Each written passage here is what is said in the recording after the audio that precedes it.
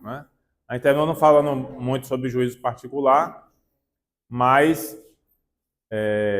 São Paulo vai dizer que a cada um é dado morrer uma só vez, e logo após a morte vem o juízo. Então, todos aqueles que morrem passam pelo juízo, chamado juízo particular. Então, nós temos o juízo particular e o juízo final, que é aquele citado no Apocalipse, né? Que é o fim dos tempos, a segunda vinda de Jesus. Mas todos nós passamos pelo nosso juízo particular. Ou seja, há um julgamento individual. O juízo final é um julgamento coletivo, digamos assim, né? Um juízo coletivo. Mas esse juízo particular vai dar o nosso destino: céu, inferno e purgatório. Os chamados noviços, né? A igreja chama isso de noviços. Ou seja, essa realidade da nossa vida, que é a morte, juízo e um destino. A gente já falou que todos que vão para o purgatório vão para o céu. Tá lembrado disso, né? Então, se for para o purgatório, está salvo. É uma hora vai, mais cedo ou mais tarde. Você já sabe quando é que eu vou. Não, no sábado. O meu dia é sábado. Não, aí é o dia que eu vou morrer. Não, é o dia que eu vou morrer. Não, eu não sei o dia que eu vou morrer. É um acordo que eu tenho com Nossa Senhora. Não sei se ela aceitou meu acordo, eu propus. É uma proposta. Se ela aceitou a minha proposta, eu não sei. Mas a minha proposta é que eu morra numa sexta-feira, às 11h55 da noite. Porque quem usa o escapulário, Nossa Senhora tem a promessa de que vai resgatar a alma do purgatório no sábado seguinte à sua morte. Tá, entendeu a lógica? Eu não quero morrer no sábado, porque vai que no sábado não conta, né? E aí só é no outro sábado. Então eu quero garantir morrer na sexta, o sábado seguinte já ser 5 minutos depois. Então, mas não sei se ela vai aceitar esse meu acordo. É um pedido, né? Não, pode imitar, não tem problema não. Quem quiser imitar. Agora tem que usar o escapulário, senão não adianta. Tem que ter a devoção da Nossa Senhora do Carmo. Se não usar o escapulário, não adianta nada. É só quem são os aliados ao Carmo. Então, todos que forem para o purgatório vão para o céu. Como é que a gente consegue tirar uma alma do purgatório imediatamente? Indulgências plenárias. Plenárias. Porque tem as indulgências parciais, né? Indulgência plenária, na hora. Né? A alma sai... Se você fizer indulgência e oferecer para uma alma do purgatório, imediatamente a alma vai para o céu. Se a gente oferecer para uma alma achando que está no purgatório... Deus aproveita, não se preocupe não.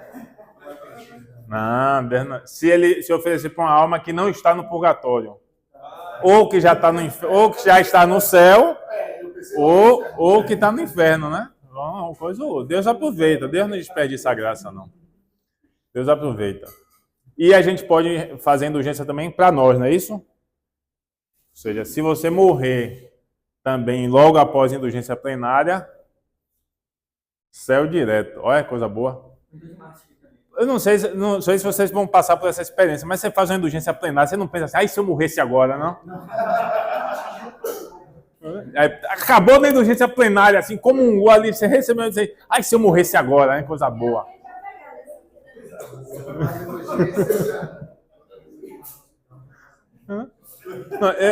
Eu já disse que não sei se eu contei essa história aqui, que se Nossa Senhora aparecesse pedindo se eu queria morrer, eu já contei essa história, não? É minha loucura, né? Minha viagem. Se Nossa Senhora assim, aparecesse assim, Nossa Senhora Jesus aparecesse assim, do meu lado, assim, meu filho, você quer morrer agora? Se você morrer agora, você vai para o céu. Imagine. E que fosse Nossa Senhora de verdade, né? Não fosse uma enganação, né? Pode ser uma enganação também. Eu ia fazer a seguinte pergunta. Assim, minha mãe, me diga o seguinte. Se eu for agora, a senhora garante que vai levar os meus? Não. Que os meus também serão salvos. Não, se for junto também melhor ainda, que aí vai todo mundo pro céu na mesma hora. Não, vou perguntar a ela, olha, se a senhora me der sua palavra, que a senhora vai levar os meus, né? Meus filhos, né? Os meus parentes, os meus para o céu, eu me abraço com ela e vou na mesma hora, nem penso, nem pisco. Me leve, vai que eu não tenho uma boa outra chance. Imagina, não?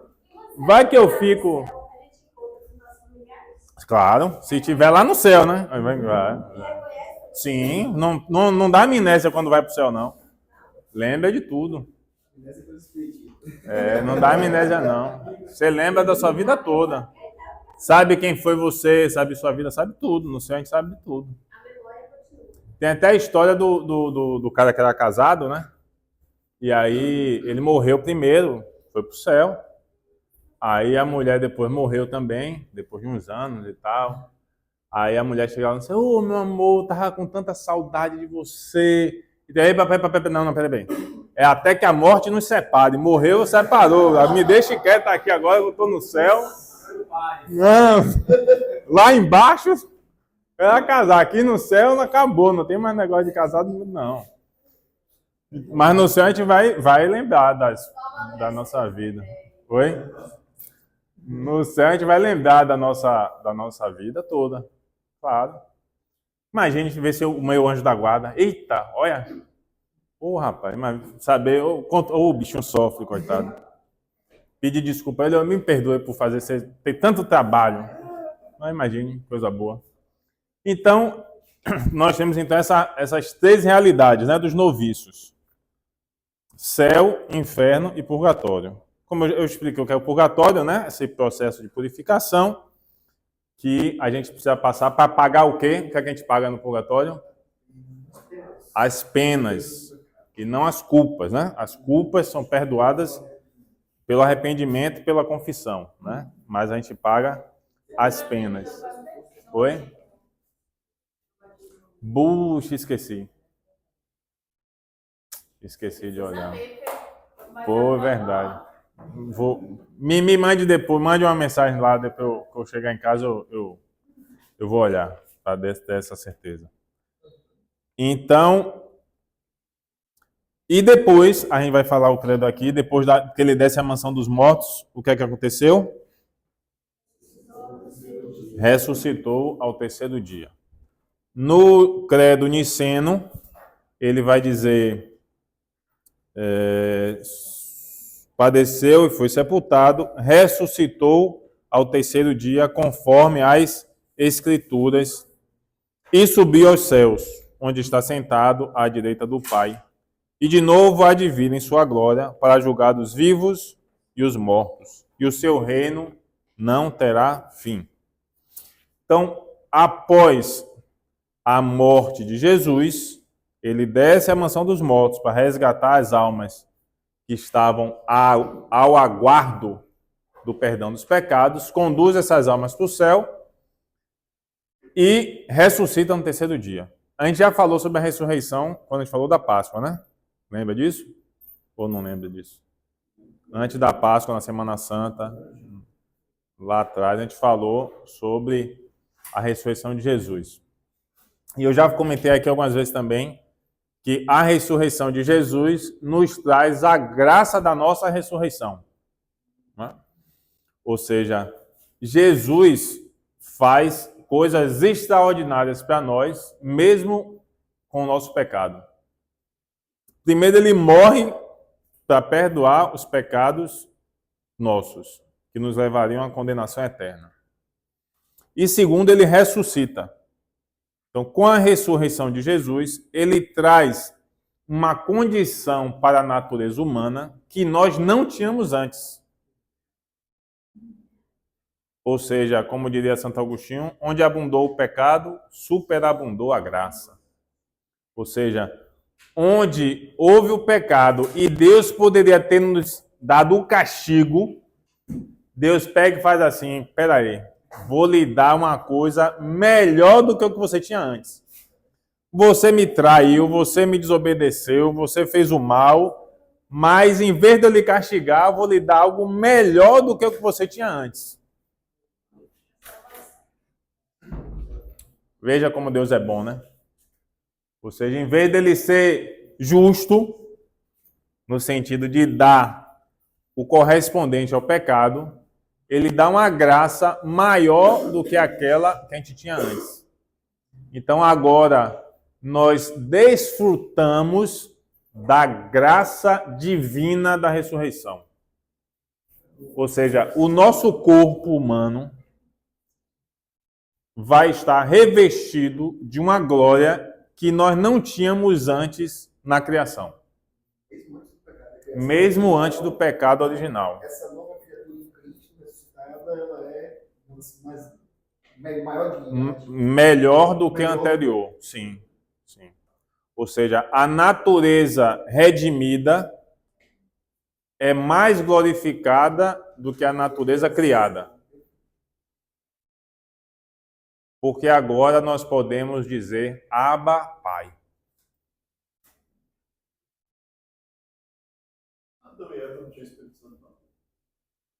Não, veja bem. A presença da Trindade na sua criação existia na criação. Sim, existia a presença da Trindade porque criação é obra de Deus. Mas a natureza criada e a natureza redimida não é a mesma. A natureza redimida, ela é glorificada, porque nós estaremos revestidos da glória de Deus.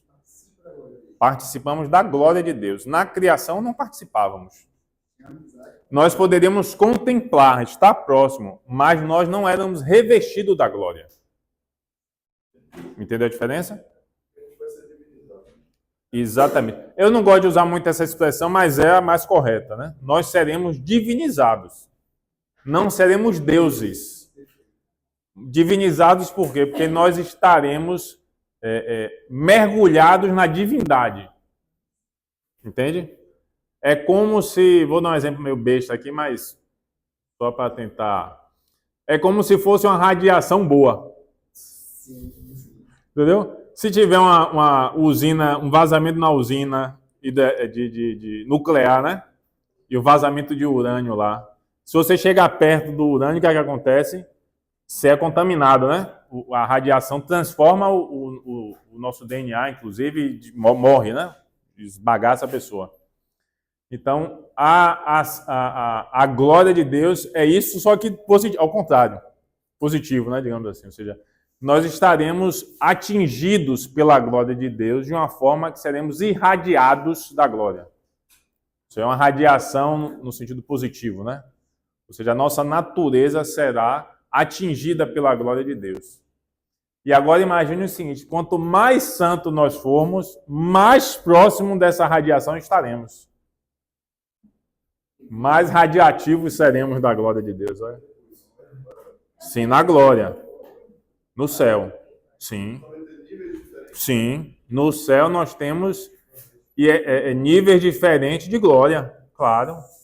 Porque, veja bem, é justo que a glória que Santa Dulce, vou usar uma santa mais perto, né? Recebeu, Santo Padre Pio recebeu, você é mesmo que eu, que ainda vou pelo purgatório, passar pelo purgatório. Estou contando com o Nosso Senhora do Carmo para me tirar de lá. Não é justo que a gente receba a mesma coisa.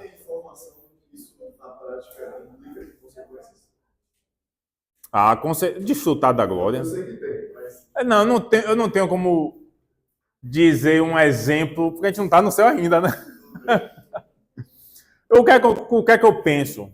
Imagine o seguinte. Imagine você receber um presente muito bom. Pense em um presente muito bom. Pensou aí? Pronto. Agora imagine você receber um presente melhor. Não é melhor? Agora imagine você receber um presente 1000 vezes melhor do que esse que você pensou agora. Ou seja, quanto mais perto da glória, mais você vai sentir um desfrutar da alegria, da felicidade, de todas as coisas das quais Deus irradia. Imagine. Diga, meu irmão. Eu estava vendo um vídeo de Frei Gilson sobre a fé explicada. E aí tem um capítulo que ele fala, ele faz uma analogia. Quando a gente for para o céu, digamos assim, você vai ser recompensado de acordo com suas obras. Sim, Aí, você é um boteco e tudo mais, você vai ser um copinho de 50 ml. Você é uma pessoa que ajuda sempre, faz caridade e tudo mais, você é um copinho de 300. Você é um santo, é uma dúzia, como se fosse uma caixa d'água de 5 mililitros. Né? sim, E quando chega no céu, você será sempre preenchido. sim. Mas de acordo com Eu já ouvi essa explicação, também é boa. Ou seja, no céu nós seremos 100% preenchidos da glória de Deus. A pergunta é, qual é a nossa capacidade para ser preenchida? Ou seja, quanto mais nós alargamos o nosso coração, quanto mais nós alargamos o nosso amor a Deus, mais seremos capazes de ser preenchidos. Entende a diferença? Ou seja, se eu amo muito, eu sou capaz de muito. Então eu serei muito mais preenchido daquele que ama um pouquinho menos. Ou que ama só um pouquinho o suficiente para ir para o céu. Percebe a diferença? No céu seremos todos plenamente preenchidos pela glória de Deus. Agora, o quanto eu sou capaz de preencher, ou seja, o quanto meu coração se alargou nesse mundo do amor de Deus e do amor ao irmão. Assim será o preenchimento do nosso coração no céu. Diga. Para mim,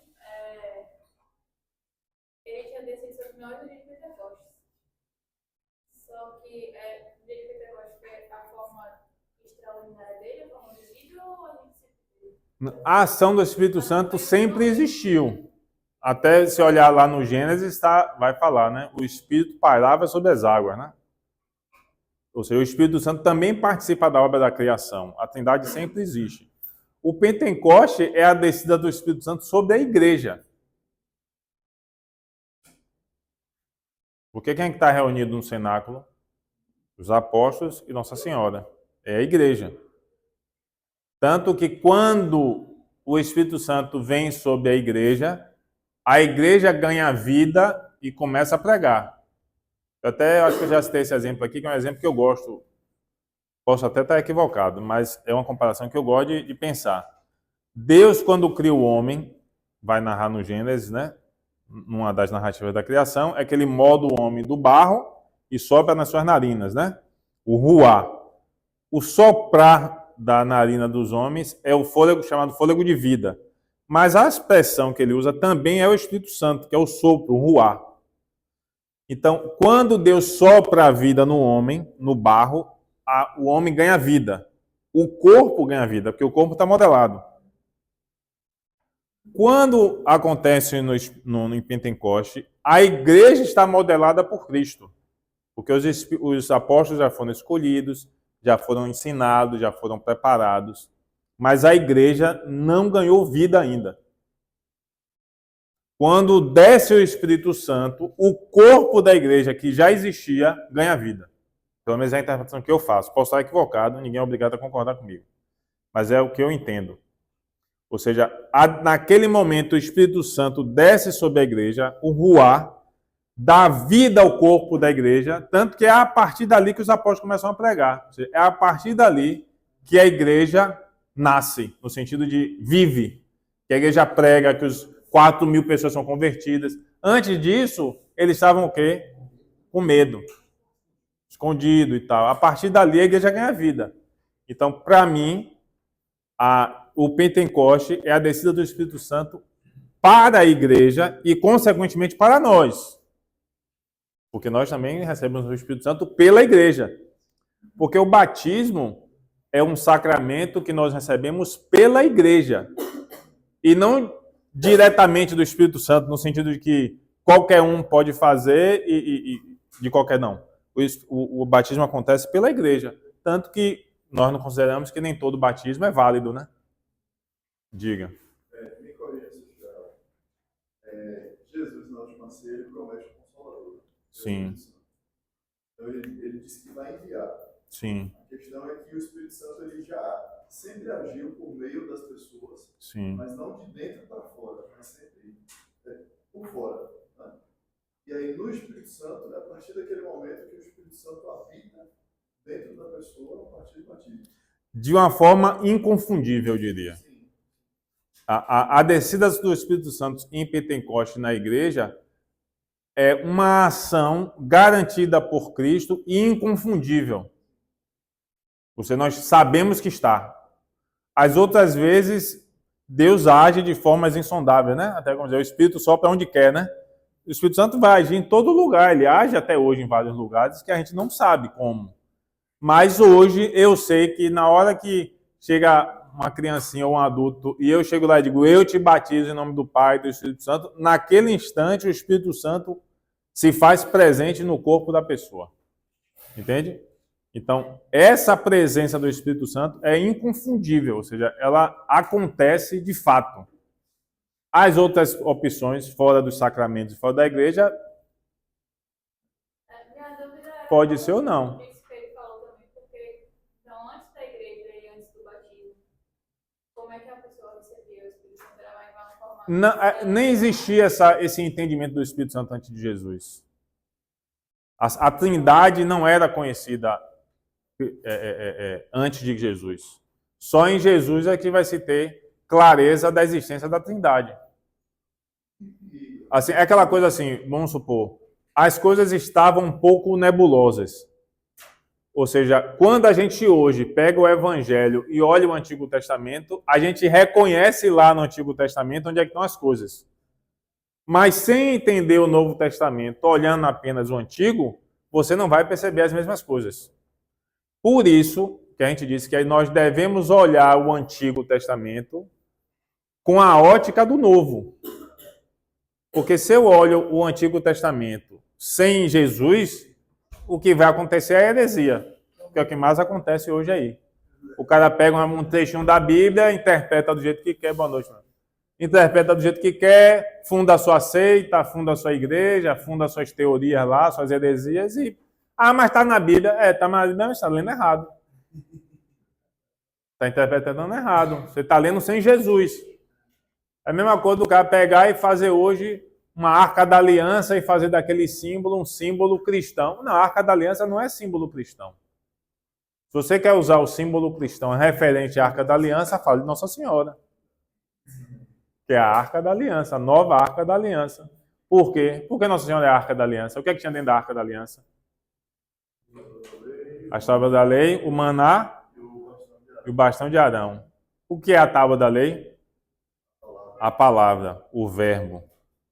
Não é que diz em João? E o verbo se fez carne, a palavra se fez carne e habitou entre nós. O que é o maná?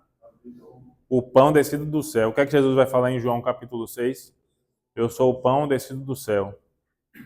E o bastão de Arão é o pastor, né, que conduz. Quem é Jesus? O pastor das ovelhas. Então, quem é que guardou essas três coisas dentro de si? Maria. Assim como a Arca da Aliança. Por que Nossa Senhora é a Arca da Aliança? Porque como a antiga Arca da Aliança, ela guarda agora verdadeiramente o verdadeiro maná, a verdadeira palavra e o verdadeiro pastor. Então Nossa Senhora é mais Arca da Aliança do que a própria Arca da Aliança do Antigo Testamento. Ou seja, se eu olho o Antigo sem o Novo, se perde. Entende? Então, a gente percebe o Espírito Santo hoje, por quê? Porque Jesus falou do Espírito Santo. Aí a gente sabe quem é o Espírito Santo. Jesus também vai dizer isso do Pai, né? Ninguém vai ao Pai, senão por mim. Ninguém conhece o Pai, senão aquele a quem o Pai se quer revelar. E eu conheço o Pai, ele vai dizer, né? Eu vim trazer o conhecimento do Pai. Ele veio manifestar quem é o Pai. Então, o conhecimento da Trindade acontece de forma perfeita em Jesus. Entende a diferença? Então, no Antigo Testamento, você não vai encontrar, assim, de forma clara, o Espírito Santo. Você vai achar lá referências que hoje a gente entende que é o Espírito Santo. Até nos Salmos vai falar do Espírito de Deus, mas ainda é de forma não clara. Entende? Mas quando Jesus vem, as coisas se tornam claras. Por isso é difícil você falar como o Espírito Santo agia no Antigo Testamento, porque ainda não se havia entendimento do Espírito Santo. Mas a própria unção dos reis, a unção dos profetas, era a unção do Espírito Santo. Era a ação do Espírito Santo neles. Entende?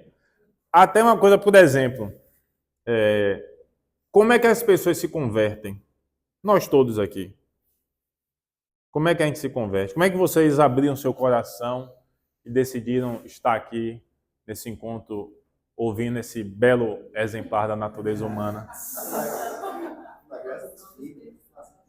Porque o Espírito Santo tocou nos vossos corações e disse assim, não, eu quero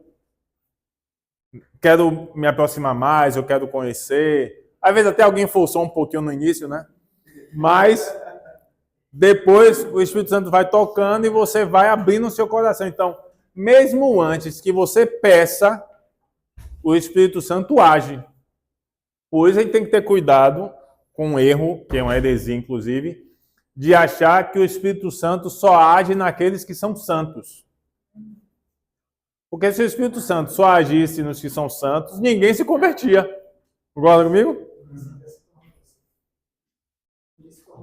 Ninguém se tornava santo primeiro, né? Ou seja, a pessoa que não está próxima de Deus começa a se aproximar, por quê? Porque o Espírito Santo vai lá e toca no coração daquela pessoa. E aí há um mover da graça e pela graça de Deus a pessoa se movimenta. Então, o nosso buscar de Deus é sempre primeiro uma ação de Deus. Nunca é a nossa ação. Não, eu que quero Deus, não. Deus age em nós e agindo em nós, nós abrimos o nosso coração e Deus toca. Mas sempre Deus age primeiro. Por isso, não sei qual é o santo que diz isso, não sei se é Santo Agostinho, que diz que o nosso amor a Deus é sempre um amor de resposta. Tudo que a gente faz é sempre uma resposta. Deus sempre nos ama primeiro. E depois de ser tocado pelo amor de Deus, a gente responde ao amor dele. Sempre é um amor de resposta. Não sei, não me lembro qual é o nome dessa heresia. Não me lembro, não. Diga. Quando eu vi isso a primeira vez, eu fiquei confuso. Eu fiquei pensando, bom, então quem se converteu é porque Deus chamou e quem não se converteu é porque Deus não chamou. A primeira coisa que eu pensei foi isso. E aí eu acho bom até quebrar essa objeção, porque talvez alguém esteja pensando isso. É o seguinte, Deus está escrito que Ele quer que todo mundo chegue ao conhecimento da verdade e se converta. Certo? Uhum. Então Ele sempre está chamando. Ele sempre quer que a pessoa venha. Ele sempre quer tocar no coração da pessoa. A questão aqui para Ele tocar no coração da pessoa sem infringir o livre-arbítrio dela, a pessoa tem que espontaneamente tirar a armadura e querer que Ele toque. E aí, quando Ele toca, a pessoa se converte. Porque você só acredita em Deus porque Ele permite. Porque se Ele não permitisse, se Ele não desse essa graça, você nem acreditaria nele. Por isso que Paulo diz que vocês são salvos pela fé e isso é dom de Deus. Entendeu? A fé é dom de Deus.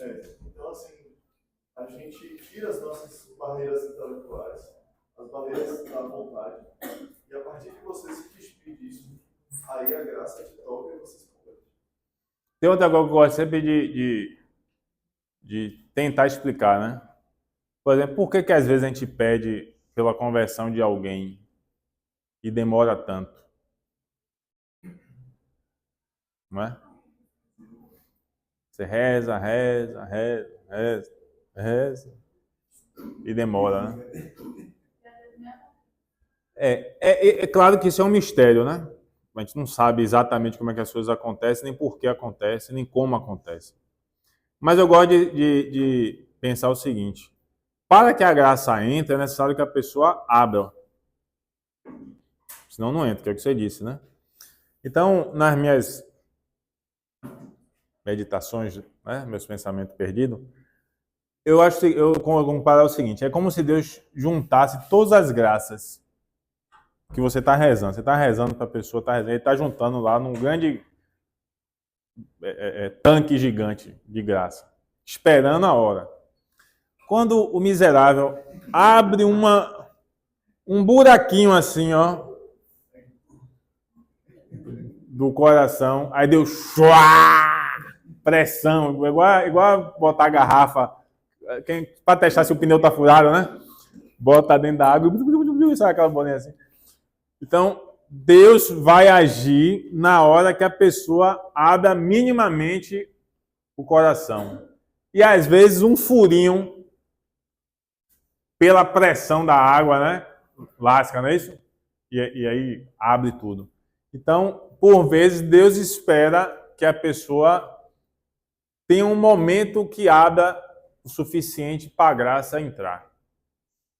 Por isso a gente tem que rezar sempre. Se você tem alguém que você está rezando aí e que não está se convertendo, não desista, por mais duro que possa ser. E ainda digo mais, pode ser que você nem veja a conversão da pessoa. Eu acredito que enquanto ainda não converte, Deus ainda está te ensinando muita coisa. É por isso que o não matarás é um dos pecados, né?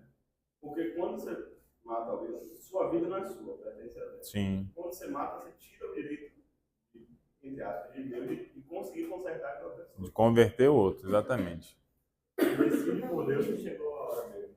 Inclusive, o não matarás, na verdade, é não cometerás assassinato. Porque em legítima defesa, É para válido, salvar a né? sua vida de outra pessoa, é possível, entendeu? Se for em uma última consequência. Eu até comecei assim, a gente não deve...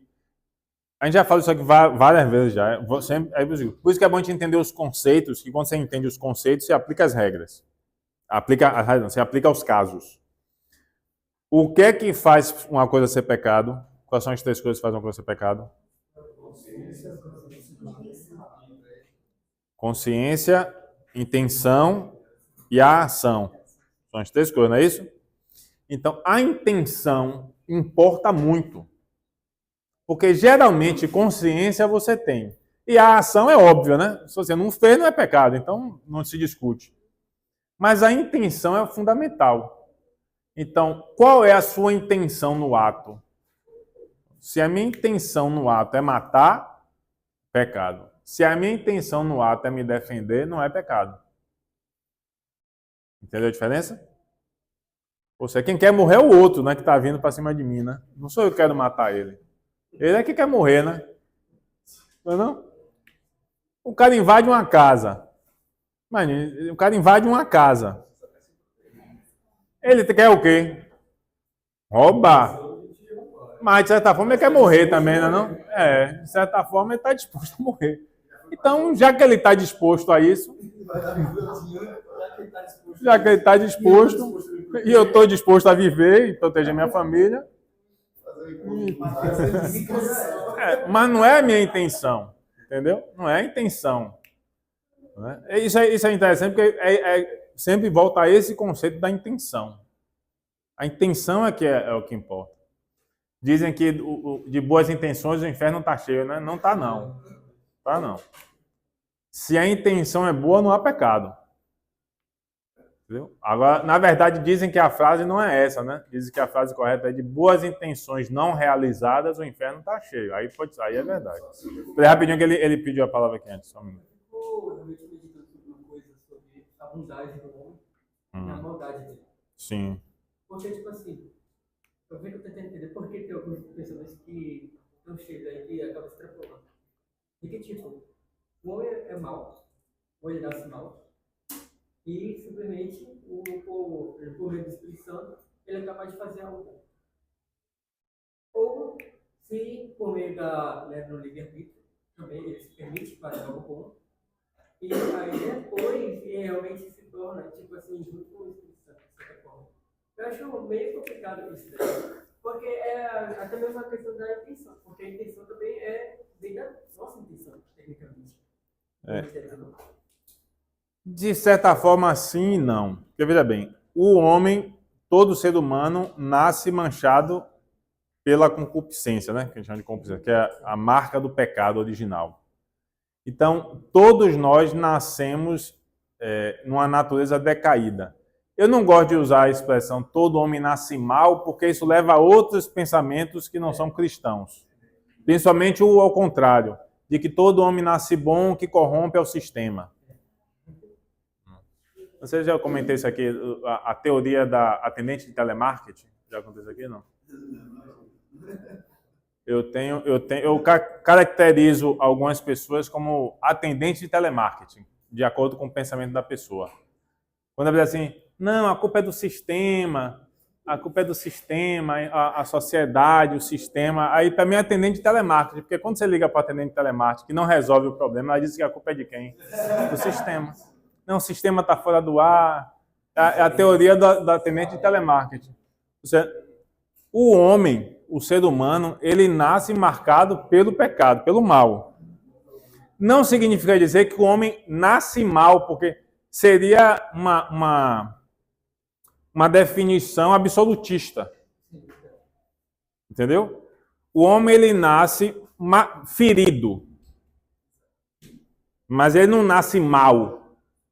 Entende o que eu quero dizer? Você nasce marcado, ferido. Essa ferida pode levar ele a escolher o mal.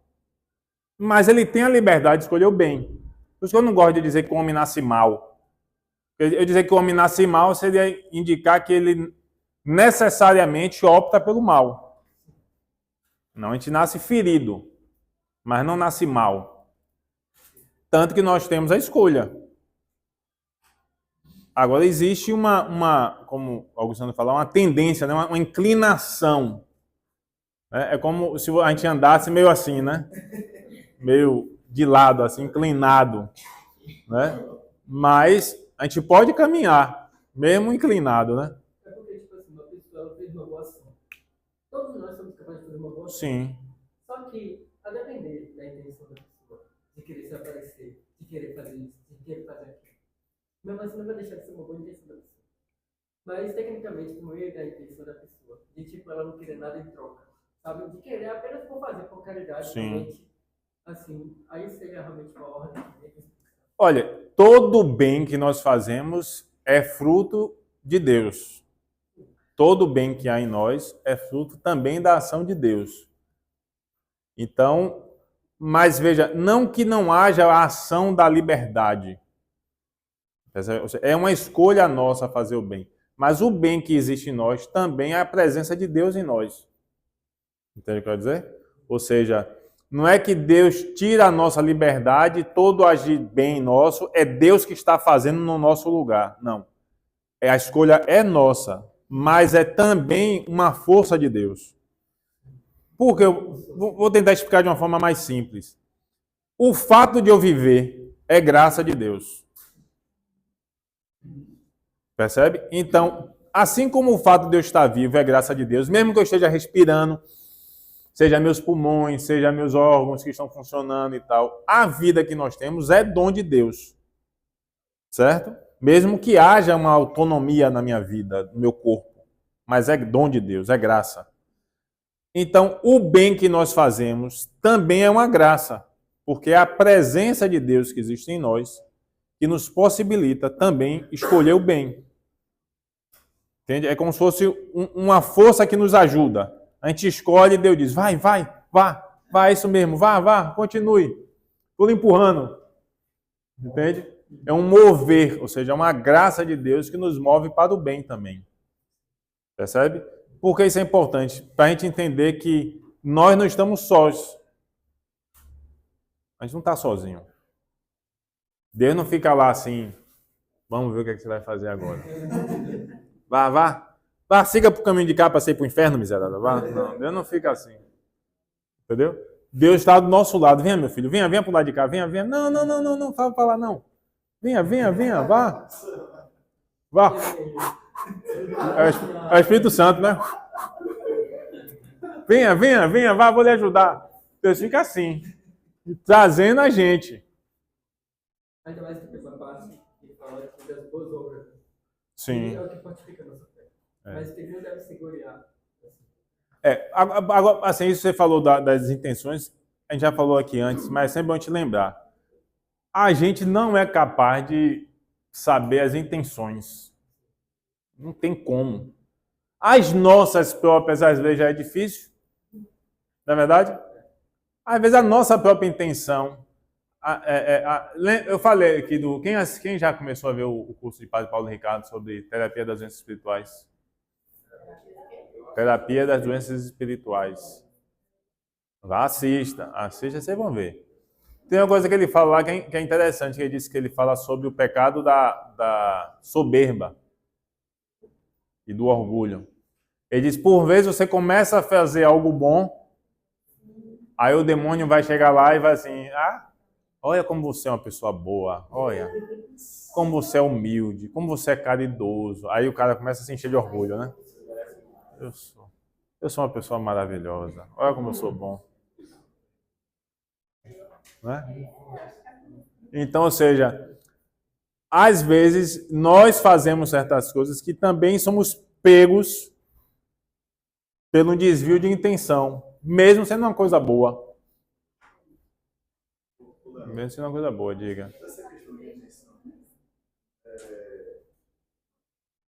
por exemplo, é porque pensando no que vamos dizer, por exemplo, uma pessoa que ouve isso, que tem intenção, conhecimento, e aí, por exemplo, ela tem a seguinte reflexão. Então, eu tenho a minha namorada, vou fazer sexo com ela, porque na minha intenção, eu não estou fazendo nada ruim, né? Eu tenho amor. Então, às vezes a pessoa pode se confundir nessa questão da intenção. Por isso até que eu prefiro a palavra consentimento. Não é? Será que não seria melhor? Eu particularmente não gosto da palavra consentimento, porque consentimento dá uma ideia de que você está só deixando acontecer. Está consentindo, mas não está escolhendo. Entende? Por isso eu prefiro intenção. Porque a intenção é sempre sua. Porque veja bem, vou voltar a esse exemplo, mas vou dar uma outra questão. Por exemplo, você pode ter uma intenção de conseguir um resultado. Por exemplo, você está lá com sua esposa, ainda não que você não é casado, mas você está lá, sua esposa vai chegar e dizer, rapaz, eu vou hoje preparar um jantar especial. Aí você compra as coisas todas e tal, chega em casa, prepara tudo, não sei o quê, mas dá errado, queima o negócio, fica uma porcaria o negócio todo. Ou seja, quando ela chega, o que é que ela vai encontrar? A casa fedendo a comida queimada, os pratos queimados para ter que arear e tirar a queimadura, não é isso? Ou seja, a sua intenção era uma, mas o resultado não foi atingido. Entende o que quer dizer? Então, a sua intenção é positiva, ainda que os desdobramentos não tenham sido o esperado. Mas o que é que conta? Depende. Se a mulher for uma mulher sábia, paciente, vai contar a intenção. Mas se for uma mulher nervosa, vai chegar reclamando. Mas em Deus, que é justo juiz, ele vai saber qual é a sua intenção. Por isso a intenção é extremamente importante. Porque o que lhe moveu a fazer uma coisa foi a sua intenção. Isso eu estou falando sobre a definição de intenção. Mas voltando ao exemplo específico, aí não é uma intenção de verdade. A sua intenção, quando você diz isso, é ludibriar Deus. É tentar dar o nó, o jeitinho. Porque a definição de pecado por Deus está dado, que é os 10 mandamentos. Ou seja, a regra de conduta e de vida está dada por Jesus. Foi dada. Seguir os mandamentos, amar a Deus sobre todas as coisas, amar o próximo. Está dado a regra de conduta. Então, se você chega a esse conhecimento, por isso é o outro ponto, não é só a intenção, mas a consciência. E consciência se baseia no conhecimento. Se você tem consciência de que uma coisa é errada, e você tenta dar um nó, não, mas minha intenção não, sua intenção é enganar Deus. Se você está saindo dos mandamentos, a sua intenção é enganar Deus. Não vá que é barril. É pior. É melhor você dizer assim, não, eu quero cometer o pecado. É mais honesto, pelo menos. do que você achar que pode convencer Deus de que o pecado que você está cometendo não é pecado. Não, você não tem intenção boa. Você tem intenção de ter prazer contrariando o mandamento de Deus. Sua intenção é essa. Sua intenção é se satisfazer, não é fazer coisa boa. Por que ninguém faz essas intenções? Eu vou dar meu salário todo esse mês pro pobre. Não? Ninguém tem uma intenção assim. Eita, hoje não vou almoçar não. Vou pegar meu almoço e vou dar para a obra de caridade. Vou dar lá na oferta.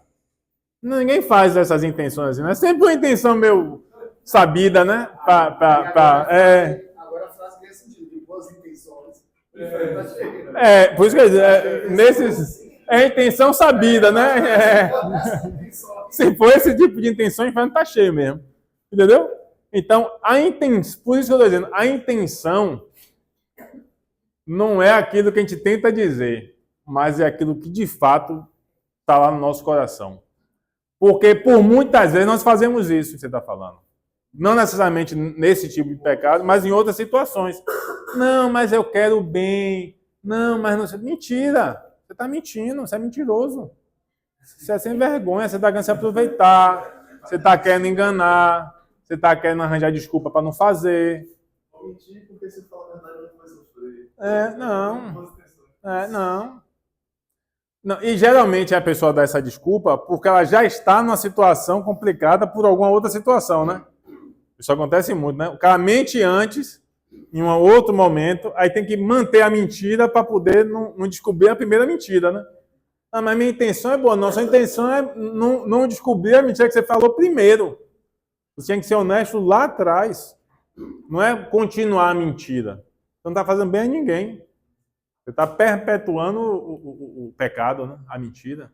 Acho que até uma forma mais simples da gente se podar, mais direta. Sempre que a gente for fazer algo, o bom é muito visível.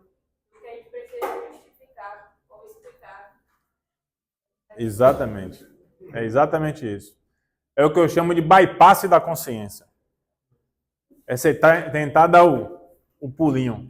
Que é a mesma coisa que acontece muito. Talvez não que vocês são pessoas muito santas aqui, não faz isso. Mas realmente quando é mais jovem, e aqui também a maioria é mais velha, mas quando é mais jovem, a pessoa quer fazer uma coisa errada. Ela chega e pergunta para uma pessoa, rapaz, eu estou querendo fazer isso. A pessoa, não faça não, acho que não vai dar certo. Aí vai para outra. Rapaz, eu estou querendo fazer, não faça. Quando acha alguém, passa por 20 pessoas. Não, eu acho que não tem problema não. Você tem razão mesmo, eu acho que não tem problema não. Ou seja, ela estava procurando alguém que apoiasse a decisão que ela já sabe que é errado, mas quer... Não, mas fulano concordou comigo que eu estava certo. Olha. Quer tentar criar uma narrativa, uma justificativa, sabendo que o que está fazendo está errado. Olha, no fundo, na maioria das vezes, a gente sabe. A gente sabe. No fundo, você parar para olhar friamente assim, você sabe que é errado. Quer ver uma coisa que denuncia logo se uma coisa é certo ou errado? Se você faz escondido. Se você faz uma coisa escondido, 99% de chance de ser uma coisa errada. Não, por isso que eu falei 99%. Tem 1% de margem. Não. Mas aí não é escondido. Não é escondido. Uma preparação. A surpresa é o fato. A preparação. Entendeu? Mas realmente, quando a gente faz uma coisa escondida, é errado. Não é verdade? Estou mentindo? Claro, a gente sabe disso, ninguém aqui é menino.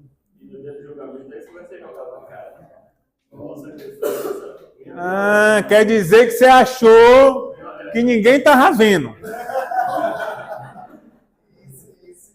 Só porque você apagou a luz, você achou que ninguém estava vendo. Você achou que de fato ninguém ia saber. Entendeu? Então, a consciência é pesado. E assim, Quanto mais você vive a graça, quanto mais você se aproxima das coisas de Deus, mais a sua consciência vai se purificando. E às vezes é difícil. Qual é a recomendação que eu faço? Que eu não sou tão santo quanto vocês, não, mas estou me esforçando. Lembre assim, oh meu Deus, isso é pecado, isso fere o coração de Deus. Isso é uma coisa que ajuda muito. Uma outra coisa que ajuda muito seja assim, rapaz, se eu fizer isso, eu vou ter que me confessar depois, olha. Como é que eu vou chegar para me confessar e dizer, me perdoe que eu estou arrependido? Não estou, porque eu estou querendo fazer agora, como é que eu vou dizer lá atrás que eu estou arrependido? Sabe uma coisa que começou a me frear bastante? Imaginar que cada pecado mortal é uma chibatada que eu estou nas costas de Jesus. Exatamente. Hoje mesmo é um dos processos de conversão e de tudo isso daí foi justamente sobre o evangelho de hoje, sobre a vinha, os vinhateiros, e Jesus fala dos fariseus. Sim. Mas ali ele está contando essa parábola, mas referindo também a quem. Porque assim, é um processo de toda a história que ele conta, é uma simples parábola, que ele empresta uma vinha e ele arrenda uma vinha e sai. Depois, quando é para a pessoa pagar o que deve, que vai a colheita, eles pegam e batem no empregado, nos empregados, referindo aos profetas. Depois, por último, ele manda o filho e aí mata. E o que é que eu imagino sobre isso? Cada vez que a gente erra em alguma coisa, é justamente esse pagamento que a gente tem que dar, às vezes, ao mundo que ele presta a gente, que a gente não faz. E aí, cada vez que a gente não faz algo, você refere sobre a chibatada. Eu refiro sobre isso. Cada vez que a gente não faz algo que a Deus nos agrada, a gente está sendo como esses agricultores que maltratou, que depois, por último, matou o filho. A gente quer ser comparado aos fariseus que fazem as coisas erradas. Então, é um processo para a gente pensar e refletir. Não é fácil. Eu sempre digo, não é fácil. Não é fácil, não. Mas é um exercício diário. E assim, eu acho que é uma coisa que a gente tem que ter maturidade. É ser honesto. Ser honesto. Entenda o seguinte. Não existe mentira com Deus. Não existe. Não existe enganação. Você não engana Deus. Não pode enganar Deus. Não pode mentir para Ele. Não tem como. Você pode mentir para um para o outro, aqui enganar, fazer teatro. Mas Deus não tem. Não tem mentira. Então, quando a gente começa a tomar consciência de que a gente precisa ser honesto e reconhecer que as nossas escolhas são nossas e elas têm consequências, você começa a se tornar maduro. O que é ter maturidade? É você ter responsabilidade pelas suas coisas e não ficar terceirizando a culpa. Se tem uma coisa que eu detesto, é terceirização de culpa. Eu fiz isso, mas foi fulano que não sei o quê. É a sociedade. É porque eu era pobre. Porque eu sofri. Não interessa. A escolha é sua. A escolha hoje é sua. Não interessa o que você viveu, não interessa o que você passou, não interessa as pessoas que estão ao seu redor. A escolha é sua. Você pode escolher. Então não terceirize. Não delegue culpa. A culpa é nossa. Tanto que na hora da confissão, a pessoa não pode assim, padre, eu pequei, mas foi o fulano que me aborreceu demais. Foi o meu trabalho que é muito estressante. Você pode fazer isso na confissão? Tem gente que faz isso. Tem. Na hora de conversar? Eu nunca confessei ninguém, mas sei que... eu sei que nem porque as pessoas fazem isso naturalmente, né? No dia a dia. Não, eu faço isso, mas eu faço isso por causa que não sei o quê. Eu faço isso. Hoje, na verdade, a mentalidade da nossa sociedade é a mentalidade da terceirização da culpa, né? Ninguém é culpado por nada, né? Não, é assim porque o fulano, porque não sei o quê, porque teve uma vida assim, porque... Não, a responsabilidade é sua, a escolha é sua. Então, pense o seguinte, todas as nossas escolhas têm consequências. Cada escolha nossa tem uma consequência.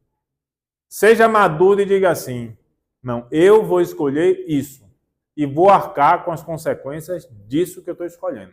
Seja para o bem ou seja para o mal. Não estou falando só de coisa ruim, estou falando de tudo. Não é isso? Você já fez assim, não, eu quero passar no vestibular, eu quero passar em concurso, eu quero fazer não sei o que você tem que fazer? Estudar. Tem que fazer uma escolha. Sentar a bunda na cadeira e estudar 4, 5 horas, 6 horas por dia. Você não pode dizer, eu quero passar e ficar na Netflix. Não vai. Tem que escolher. Pode até que ser que não passe, mas você tem que escolher. Não é assim? A vida é assim. Tudo na vida é assim. Tem uma frase que eu gosto muito. O semear é uma opção, mas a colheita é obrigatória. Você escolhe o que é que você planta, mas o que você colhe, não. Você vai colher aquilo que você plantar. Isso é inevitável. Inevitável. Se não for nessa vida, será na outra. Querendo dizer assim, mas fulano é tão ruim, olha, faz tanta coisa errada e a vida dele como é boa. Tem dinheiro, tem isso, tem aquilo. Vai esperando. Eu prefiro ficar pobre. Deixa eu sem dinheiro, contando um boleto no final do mês, escolhendo qual boleto vai pagar e qual não vai, né? Jogando para cima e ver o que é que cai em cima da mesa para pagar, né? Assim. Você quer trocar? Eu não quero. Entende? A escolha é nossa. A escolha é sempre nossa. É fácil? Não é não.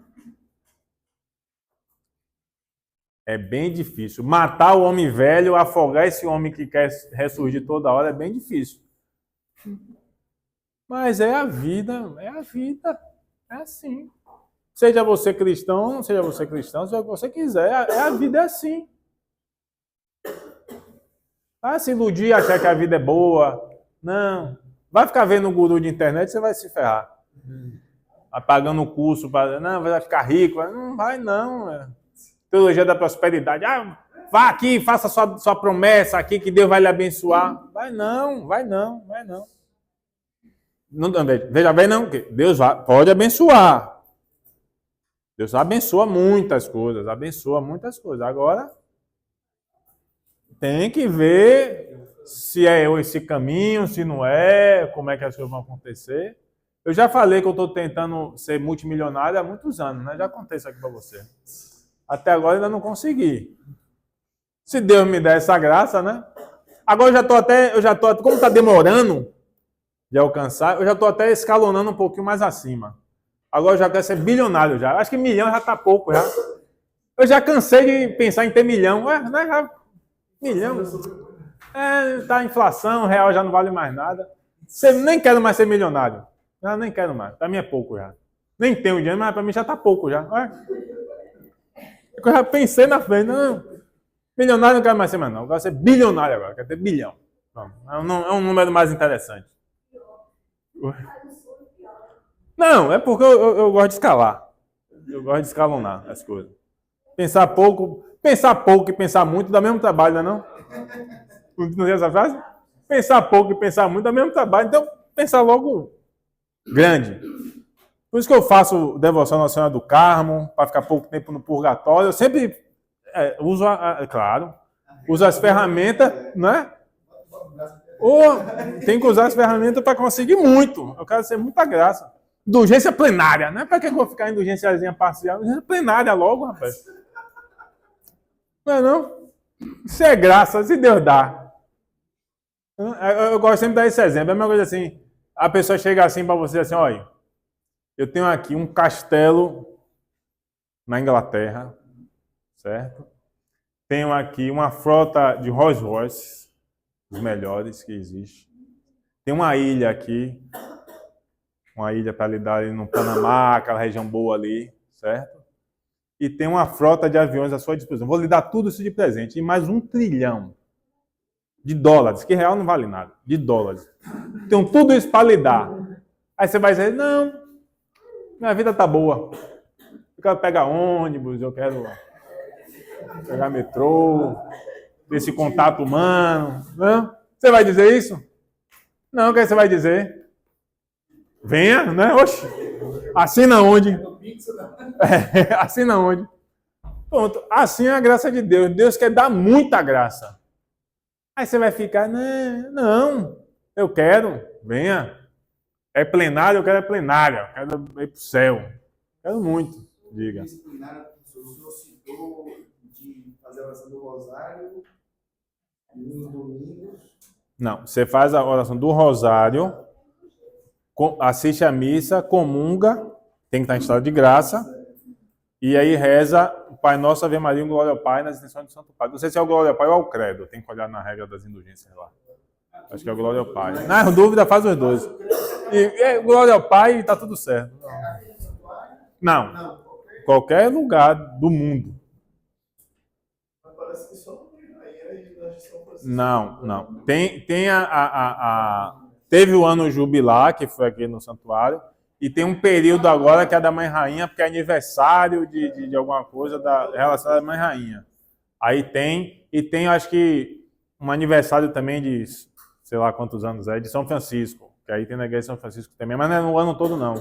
Acho que é um período de tempo. Rapaz, tem indulgência plenária para você fazer todo dia. Olha lá na internet, de graça você acha lá os livros lá que tem. Site do Vaticano, documento da igreja, tem uma porrada de coisa. Na internet você bota lá. Indulgências plenárias, bota assim, indulgências plenárias. Você pode receber uma indulgência plenária todo dia. Agora você tem que comungar todo dia. Todo dia. Tem adoração ao Santíssimo. Se você fizer, acho que é meia hora de adoração ao Santíssimo. Reza a via sacra. Vai. Deus é misericordioso, rapaz. A gente fica com preguiça. Mas Deus é bom. Mas vamos voltar aqui. Sim, então, olha de onde a gente saiu. A gente estava falando da ressurreição de Jesus. Né? Faz parte. Então, veja. Jesus, então, desce à mansão dos mortos, ressuscita no terceiro dia e sobe aos céus. A ressurreição de Jesus, já falei isso, só vou repetir, ela permite, pela unidade que ele tem a natureza, que nós também possamos ressuscitar. Lembra que eu falei isso? Eu fiz até um desenho aqui, lembra que eu fiz um desenho? Assim, Jesus e nós estamos ligados à humanidade. Jesus, lembra isso? Ou não? Sim? Eu até fiquei preocupado. Eu me lembro e vocês não lembram? Então, ou seja, Jesus se une a nós na sua humanidade, atrai sobre si todos os pecados, morre na cruz, apaga as nossas culpas. Quando ele ressuscita, ele transmite para todos nós a possibilidade da glória. Porque todos irão ressuscitar. Boa, tudo bom, irmão? Como você está? Veja, todos iremos ressuscitar. Todos, sem exceção. Mesmo aqueles que estão no inferno e que irão para o inferno, também irão ressuscitar. Certo? Então a ressurreição é para todos. Por quê? Porque nós somos seres humanos e a nossa humanidade tem corpo e espírito. Então nós viveremos a eternidade como seres humanos e não como seres espirituais. Os santos estão em espírito. Não ressuscitaram, mas ressuscitarão. Então, no céu ou no inferno, nós estaremos plenamente humanos, no sentido de corpo e espírito. A questão é, nós estaremos preenchidos da glória de Deus ou não? A questão é só essa. E após a vinda de Jesus, não haverá mais purgatório. Não tem mais por que ter purgatório. Certo? Ou seja, o purgatório uma hora vai deixar de existir. Não vai ter mais ninguém no purgatório, que todas as almas vão para o céu. Então o purgatório uma hora vai ficar vazio. Eu imagino a última alma a sair do purgatório. Né? Ele só falta eu.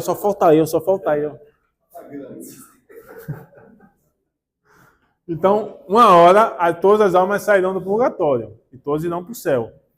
Então, Jesus morre e dá a todos nós a condição da ressurreição. Mas, para aqueles que quiserem, essa ressurreição pode vir revestida da sua glória. Assim como ele ressuscitou em um corpo glorioso, nós também poderemos ressuscitar em um corpo glorioso. Eita, coisa boa, hein?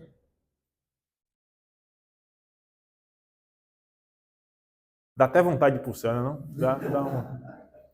Dá não, fale sério. Rapaz. Então, veja.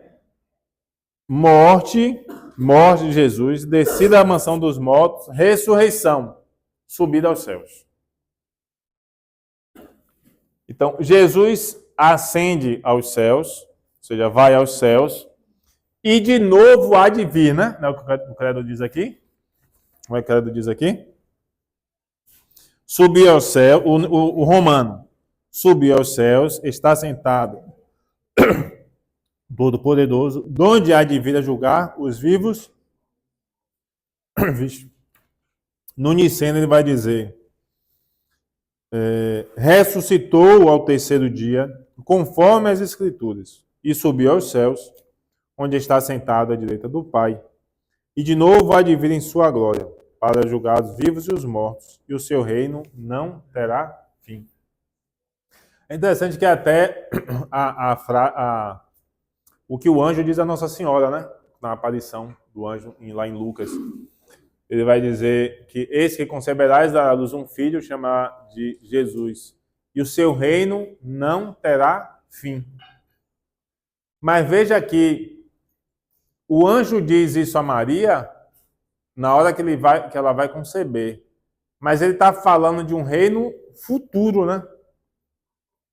Qual é o grande problema daqueles que não entenderam quem era o Messias?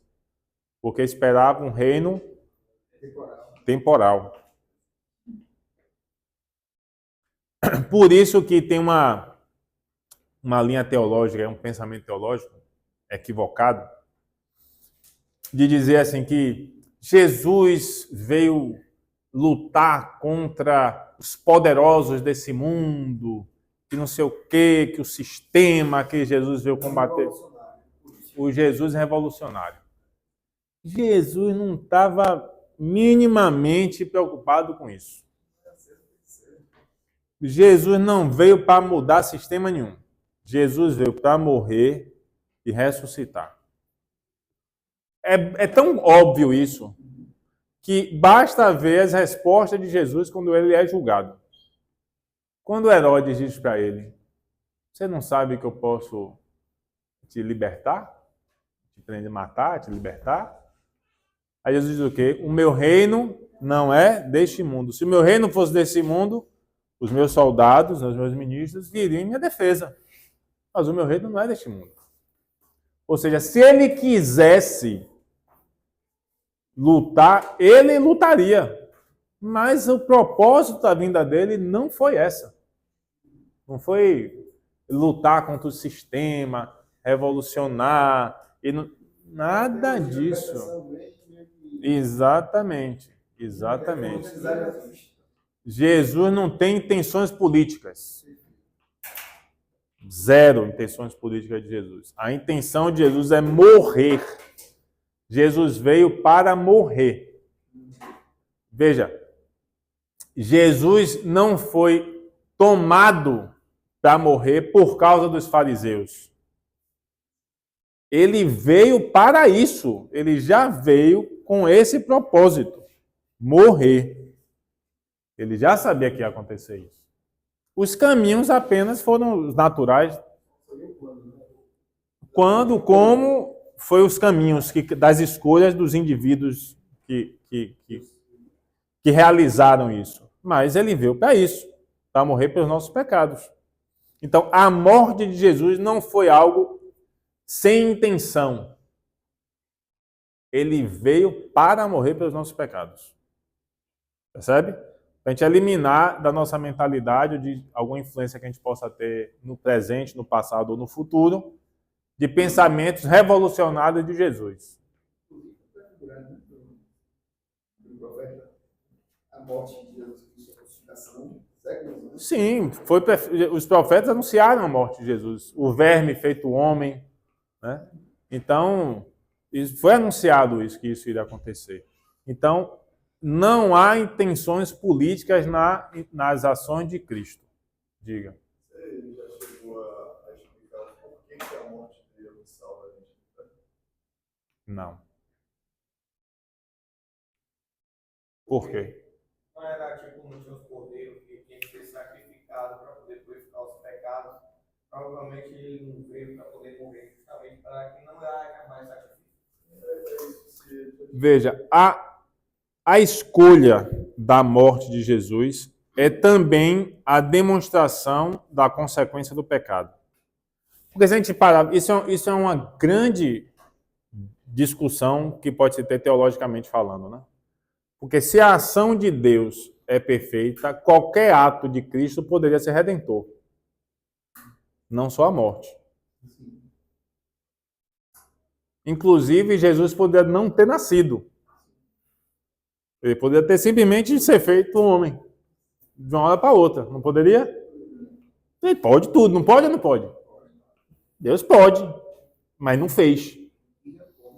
Então, a escolha de Jesus de passar pela humanidade é também uma demonstração daquilo que nós devemos viver. Primeiro ponto. É os caminhos do catecismo. Os 4 motivos da vinda de Jesus ao mundo. Ser um exemplo. São Paulo vai dizer, ele se fez homem como nós em tudo, exceto no pecado. Então, Jesus mostrou que é possível ser santo. Isso que é terrível, né? Boa. Não é? Não pode dar desculpa, olha. É bom e é ruim, né? Não? É bom e é ruim ao mesmo tempo, né? A gente não pode assim, Jesus, mas é tão difícil, não é possível. É porque ele fez, rapaz. Nasceu pobre, na manjedoura, sofreu, penou, trabalhou, tudo. Tudo. A nossa vida aqui, pense aí, a nossa vida, por pior que seja a sua vida, foi melhor do que a vida de Jesus. Pense aí. Não é? Ainda vem os santos para ainda jogar na nossa cara. Então, a gente é sem vergonha mesmo. Então, Jesus, ele escolhe a humanidade, se faz homem como nós, para viver a humanidade, santificar a humanidade e ser exemplo de santidade. A morte de Cristo é também a demonstração da gravidade do pecado. Porque lembre o que é que Deus vai falar lá no Gênesis, quando ele vai falar para a mulher, Adão e Eva, quando vai comer, para não comer o fruto.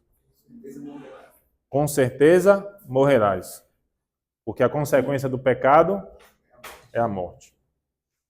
A morte de Cristo é a consequência pelos nossos pecados. Ou seja, a consequência do pecado é a morte. Professor, tem alguma explicação também? Como o senhor está falando, que a única coisa que ele não fez foi pecado. Mas aqui tem que também que ele não teve mulher. Tem alguma explicação? Você tá...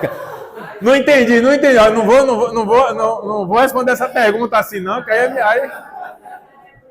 Peraí.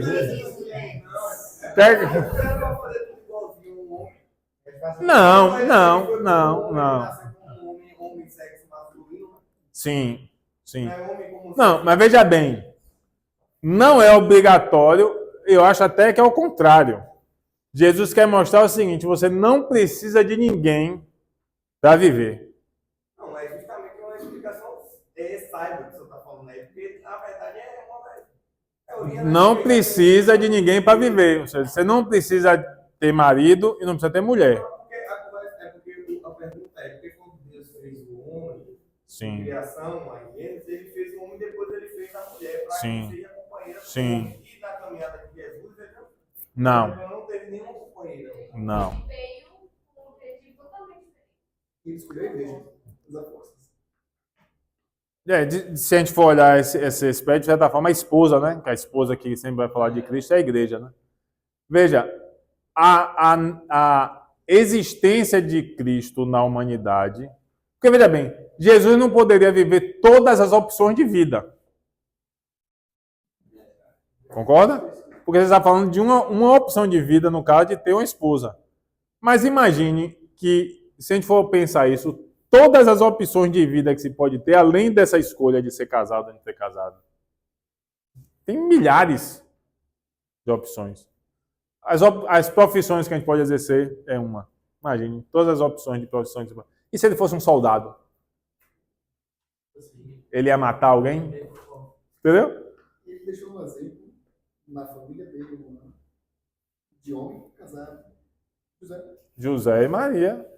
Então, ou seja, a realização, e eu acho que até isso é positivo, para mostrar que a realização do ser humano não está vinculada a uma outra pessoa. Que é um outro problema que se tem às vezes, né? De a pessoa achar que ela só vai ser feliz se arranjar outra pessoa. São Paulo dizia, né? Eu recomendo que não case, né? Mas, se não tiver jeito, escolha bem. Oi? Também. A gente pode falar um outro dia sobre essa questão, porque nem sempre os padres não eram casados, então não é necessariamente. Mas, de fato, aquele que não se casa vive uma liberdade maior do que aquele que é casado. Não é? Se está fazendo certo, né? Considerando de que está vivendo corretamente o matrimônio. Porque você fica vinculado a uma pessoa, você tem que fazer as coisas aliadas à pessoa, você tem uma pessoa para lhe perturbar, você tem uma pessoa para lhe ajudar.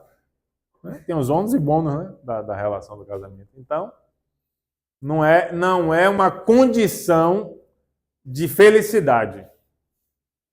Até porque há um grande erro, né? Nos casamentos, da pessoa assim, eu quero encontrar alguém para me fazer feliz. Esqueça. Essa pessoa não existe. Esse seu casamento vai dar errado.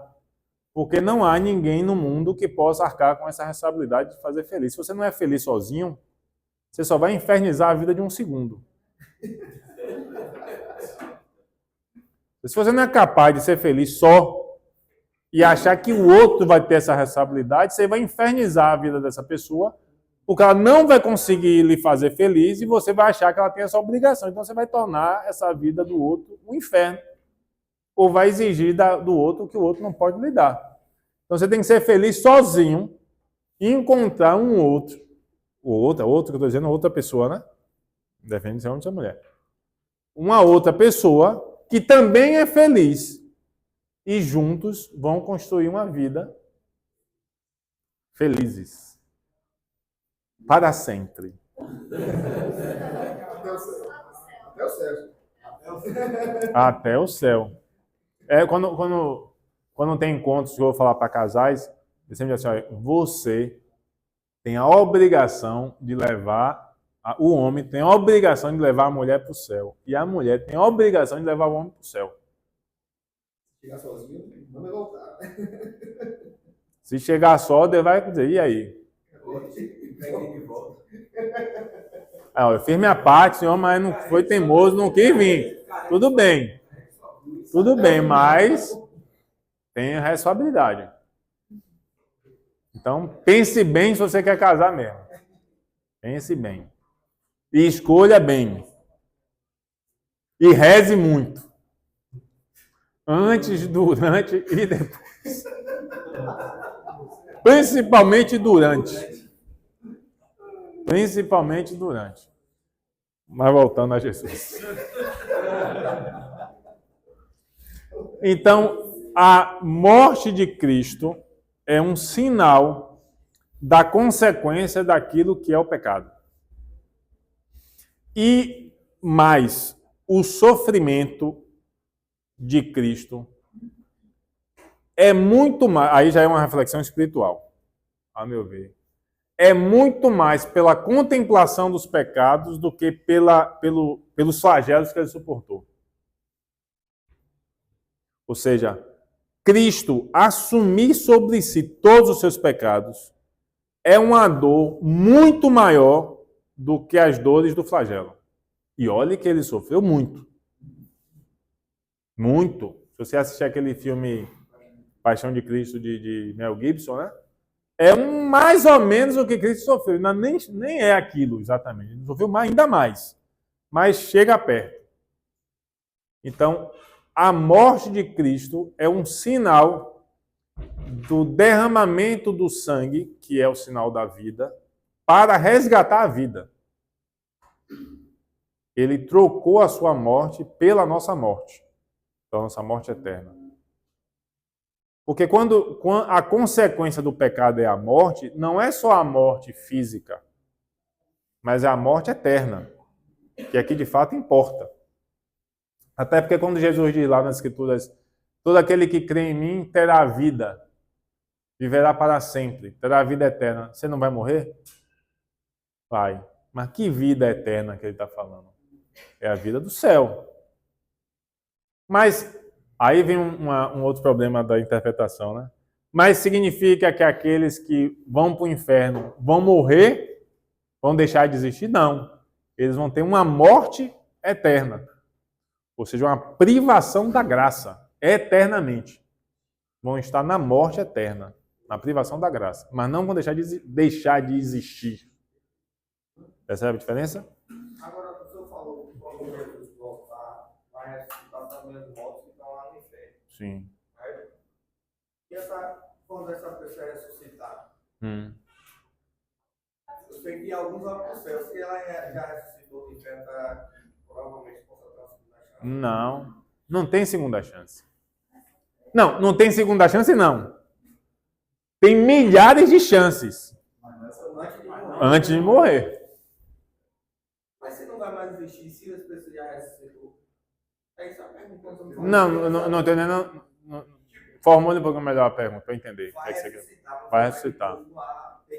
Sim, teremos um corpo de novo. De novo. Sim. É isso. As pessoas que saíram do inferno, e aí vai voltar para lá em carne? Vai voltar ao inferno. Vai ser pior ainda. Vai ser pior ainda. Porque a pessoa vai ser ressuscitada para receber o juízo final. Todos no juízo final serão ressuscitados. E aí é a segunda morte, que fala em Apocalipse. Vão ser ressuscitados para a segunda morte. E se vai ter algum momento que esse ser vai entrar num estado de inconsciência, a gente não tem como dizer.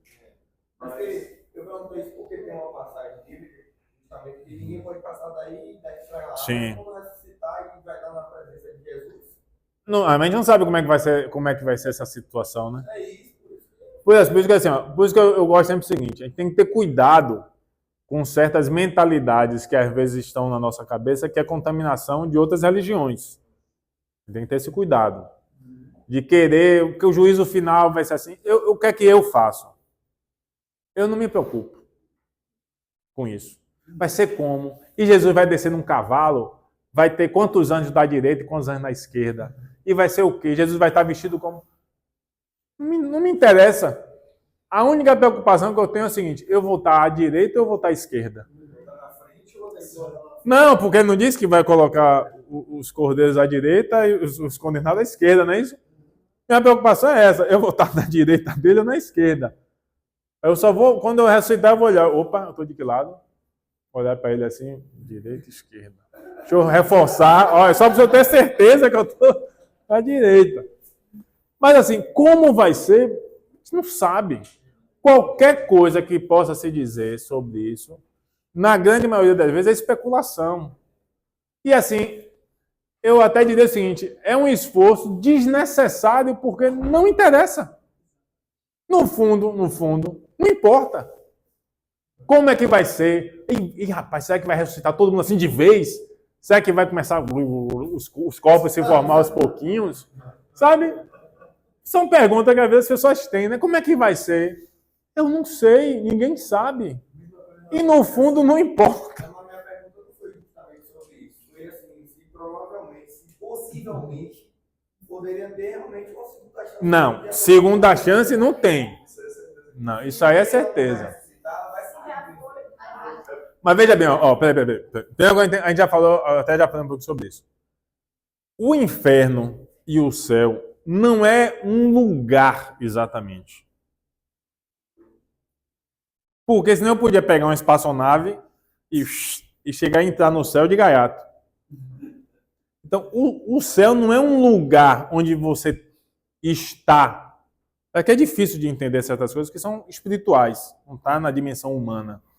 Então, até por exemplo, vou fazer uma coisa que talvez seja uma pergunta. Quando Jesus voltar do céu, ele vai descer aonde? Porque a Terra é redonda. Ele vai descer em que continente? Se for segundo Hollywood, vai ser nos Estados Unidos, porque tudo acontece nos Estados Unidos. Né?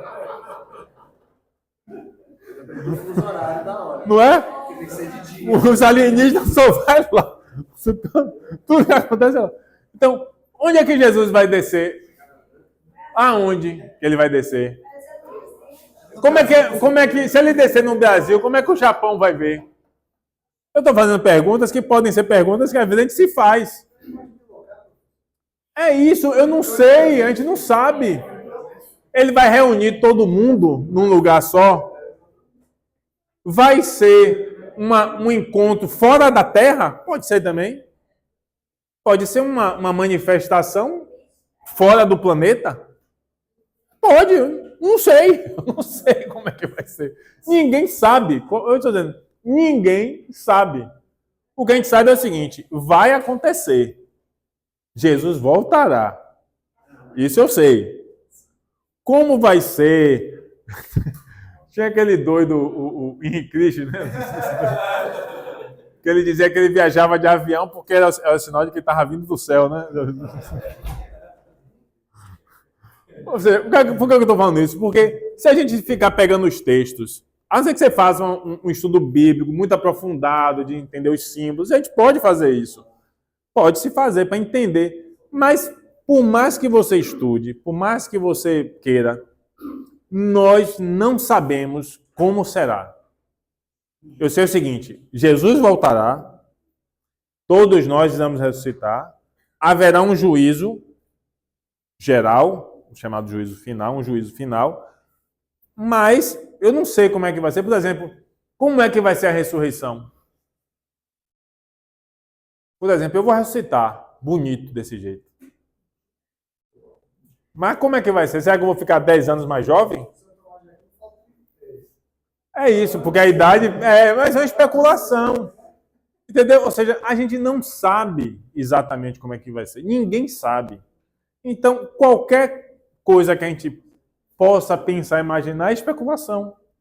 Então, eu penso o seguinte, é melhor nem gastar tempo com essas coisas.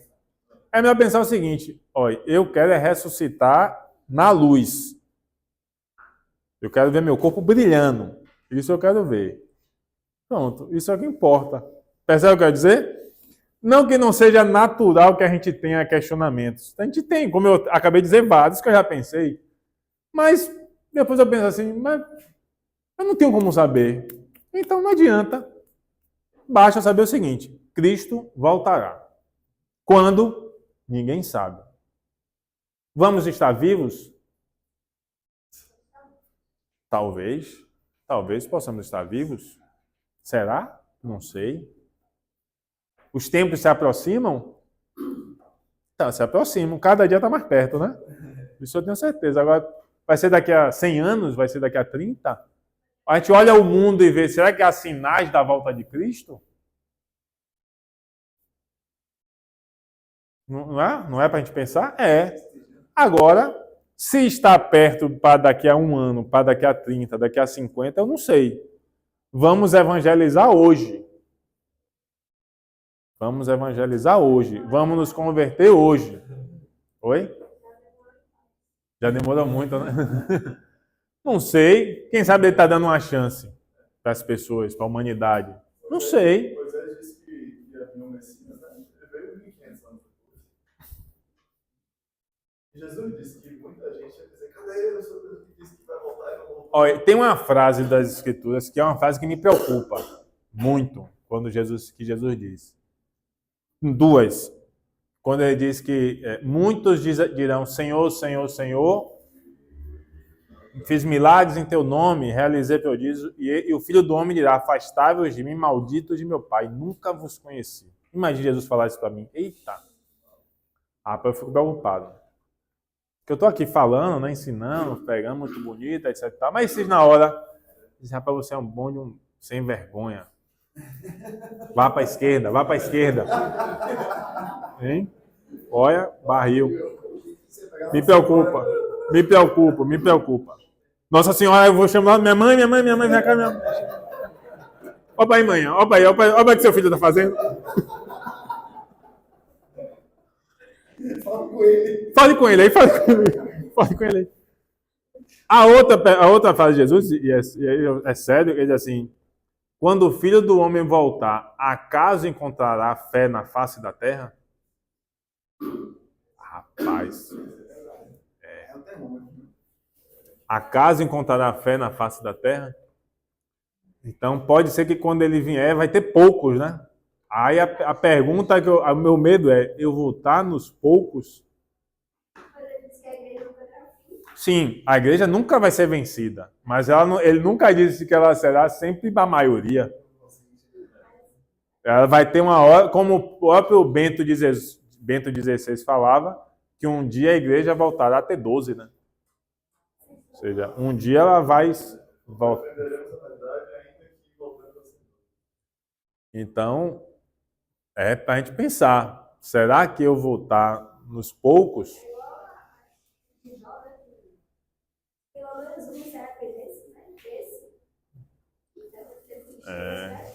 Pois é. Exatamente. Então, a gente tem que pensar. Se tivesse 30, tivesse 20, tivesse 10, não tem jeito não, só tem nós aqui mesmo. Vamos embora. Então perceba que a ressurreição de Cristo e a sua segunda vinda é uma certeza. Como ela acontecerá, não sabemos. Aí tem muita gente que fica tentando ler Apocalipse, inventando meio mundo de história, não sei o quê. Só surge heresia. Na maioria das vezes surge heresia. Você pode fazer um estudo bíblico sério, tem muitos estudos bíblicos sérios sobre o Apocalipse, e é bom que faça e tal. Mas nos que a gente vê por aí, dessas igrejas, só heresia. O fundamental desse jogo foi o miolo da criação. Deu 2 capítulos de um livro, para o final deu um capítulo, e no meio que a gente precisa se salvar, que é o grosso que interessa para a gente. Né?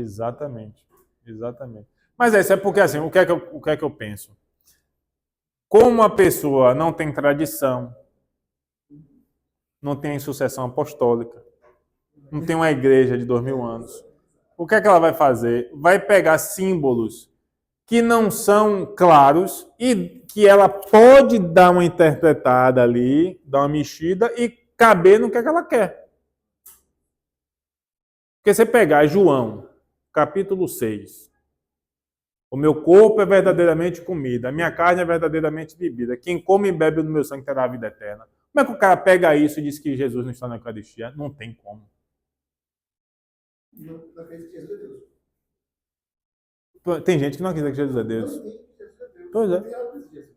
Ou seja, o Apocalipse é mais fácil. Você vai, a besta, eu não sei o quê, os 10 chifres, o Apocalipse, as trombetas. Você pode pegar esses símbolos e dar a interpretação mais que você quiser.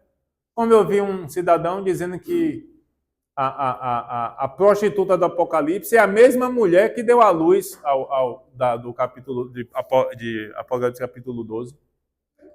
Eu disse, como é, pai?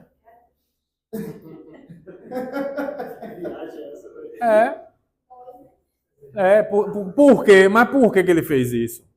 Porque ele sabia que se você interpreta a mulher como a igreja, só pode ser uma igreja. A igreja de Cristo, a igreja católica, historicamente, é ela. Então ele quer justificar que a igreja de Cristo se corrompe e vira prostituta. Então a tentativa de explicar isso é que a mulher prostituta é a mesma que dá a luz. Para dizer que a igreja se prostituiu.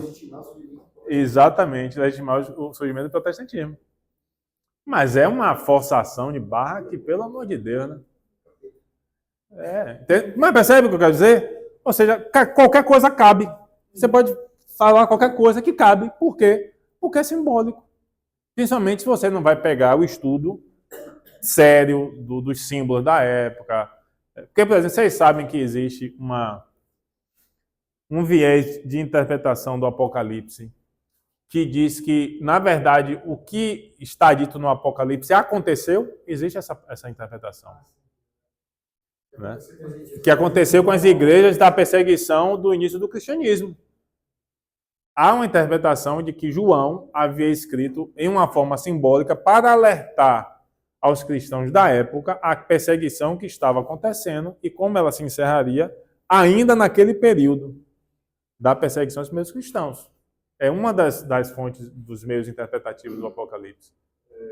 Sobre isso daí, eu vi no catecismo, não lembro o parágrafo, dizendo que o anticristo ainda virá na grande apostasia. Sim. Então, se cumpriu, foi parcial. Só que tem gente que diz que cumpriu todo, só que isso não faz sentido que no próprio catecismo. Exatamente. Aí por isso que existem outras duas vertentes. A de que ele é uma narrativa apenas do futuro, e outra que é a que eu mais acredito, que é a narrativa do passado e do futuro. Ou seja, de algo que estava acontecendo e de algo que viria. Por quê? Porque se assemelha aos profetas antigos, de Daniel, de Isaías, que anunciavam coisas que estavam acontecendo naquele período e de coisas que viriam depois com a vinda de Cristo. Então são duas possibilidades, do passado e do futuro, que é geralmente o que acontece nos antigos livros dos profetas. Percebe? Tá claro? Ou não? Ou é muita informação para... Sim? Eu fico preocupado quando vocês ficam com essa cara assim. Eu não sei se é uma cara meditativa assim, rapaz. Ou se aí não estou entendendo nada.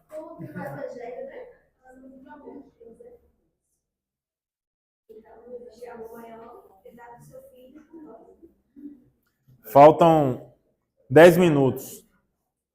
Ô, gente, todo mundo conseguiu mesmo, de verdade, entender por que a morte de Cristo. Por exemplo, minha mãe tem 67 anos. Ela ouviu isso a vida inteira e só entendeu isso esse ano. Então, muitas vezes a gente ouve assim, meio profissionalmente, mas conseguiu mesmo sanar essa dúvida. Porque se ficou aí um resquício de por que Deus precisava morrer, por que dessa forma tão bárbara, que a morte estava. Sim. Você quer? Diga.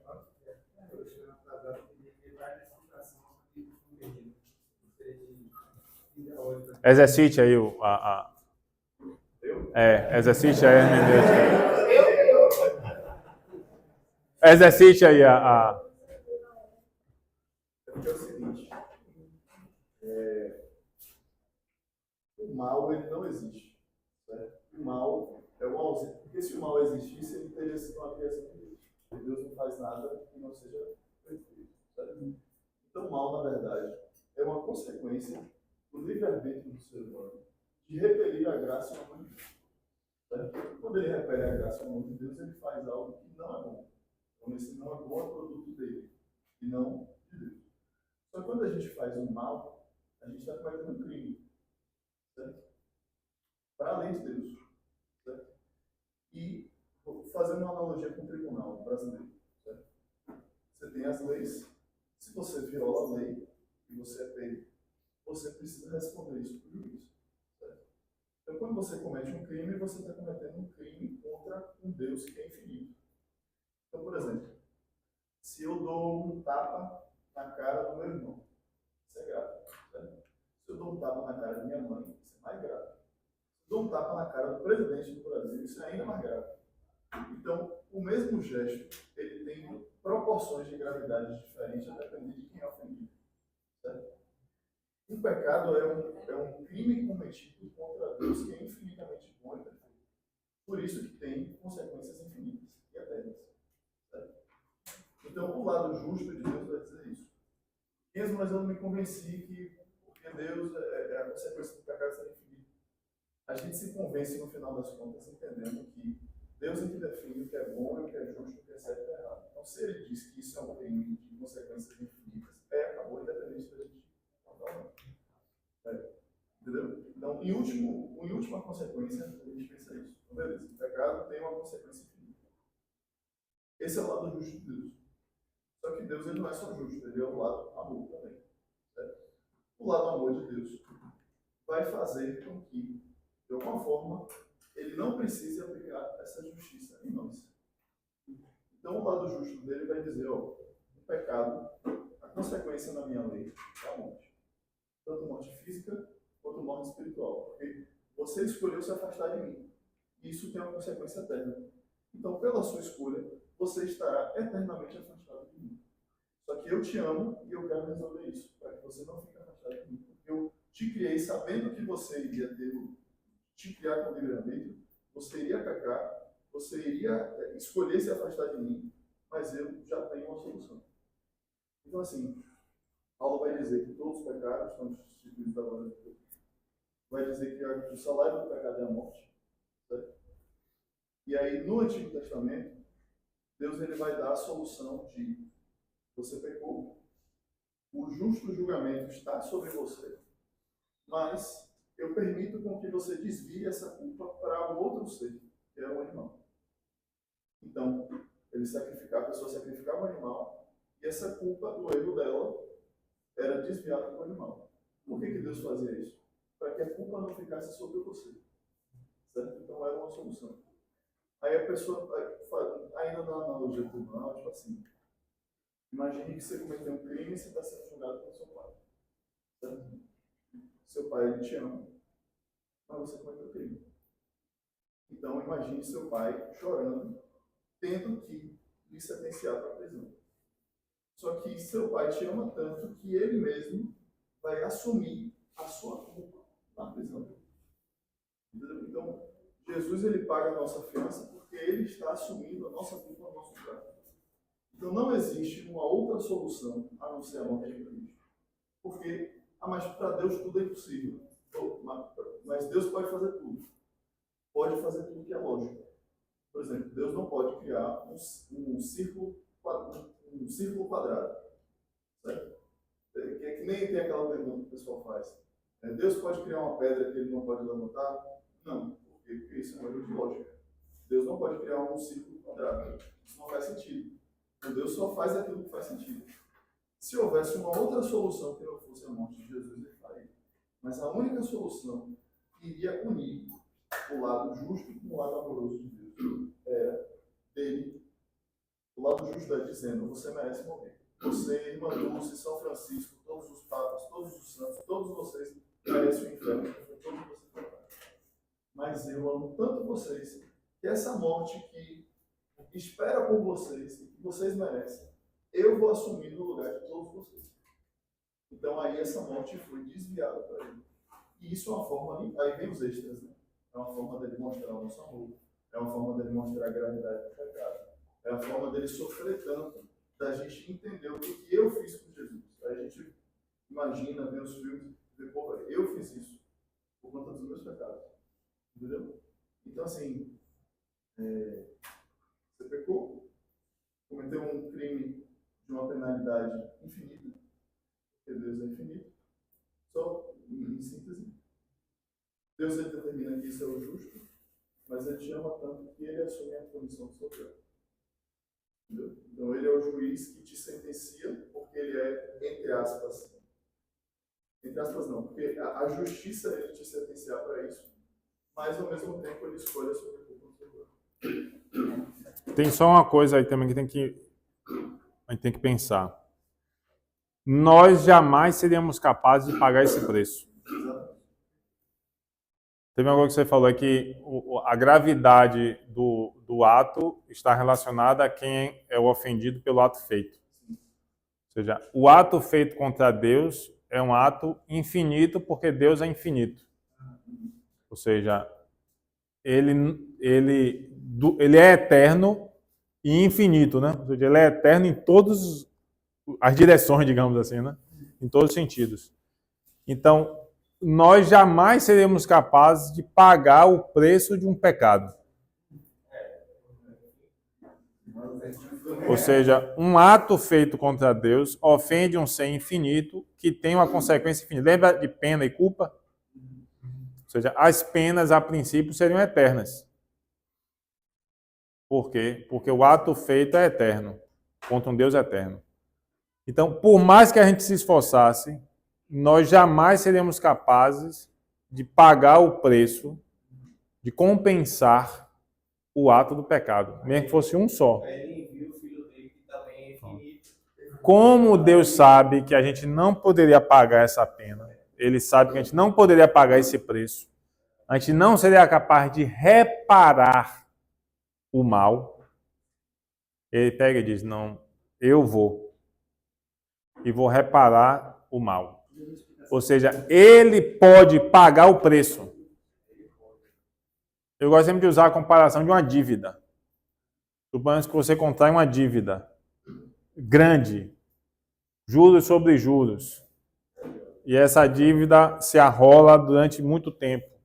Chega uma hora que você não pode mais pagar aquilo ali, é impagável a dívida. Mas ou você paga ou você morre. Aí chega alguém e diz assim, não, eu vou pagar a sua dívida no seu lugar.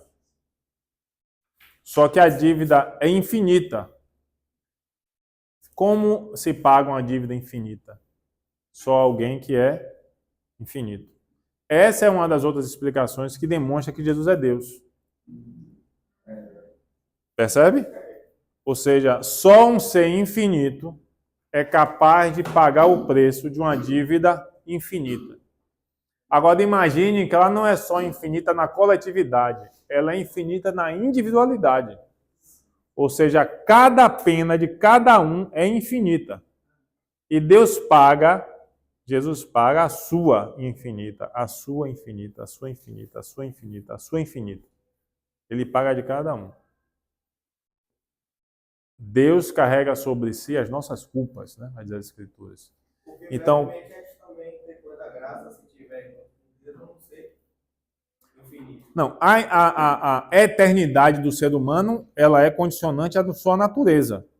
Nós seremos eternos independente de qualquer coisa. Nós não deixaríamos de existir por causa do pecado. Nós continuaríamos existindo, só que nós existiríamos fora da graça. A morte de Jesus é a possibilidade de estarmos novamente restituídos da graça. Assim, eu vou pagar a sua entrada. O que Jesus faz é pagar a entrada no céu. Só que a entrada no céu tem um preço infinito. Quer dizer, eu vou pagar a sua entrada no céu. Sua entrada está paga. Agora você escolhe se você quer entrar ou não. Ou seja, o preço da salvação. Jesus morreu pelos meus pecados. O que é isso? Ele pagou o preço da nossa entrada no céu. Se a gente fosse falar em palavras pobres. Ele pagou o preço da nossa entrada no céu. O ingresso está pago. Agora você precisa querer entrar. É estreitinha. É uma portinha do assim.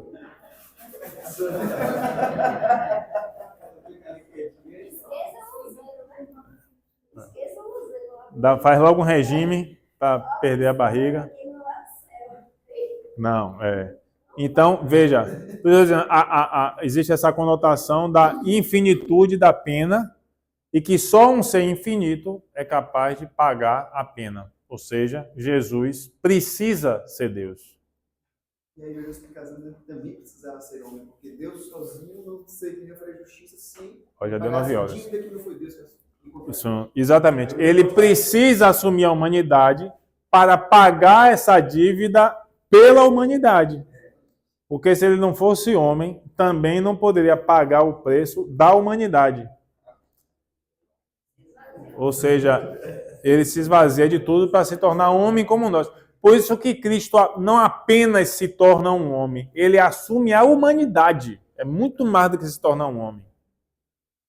É como se ele se tornasse toda a humanidade em um só. Eita, nós, hein? Chega a dar uma arrepiada. Isso da humanidade dele foi provado, né? Ele começa Por isso que ele demonstra que ele é o homem. a realmente sentir a proximidade, Ele sofre, exatamente. Ele sofre como pela humanidade. Pela humanidade, no sentido de por nós, e sofre por ser homem, ao mesmo tempo. Vamos rezar? Vai para casa?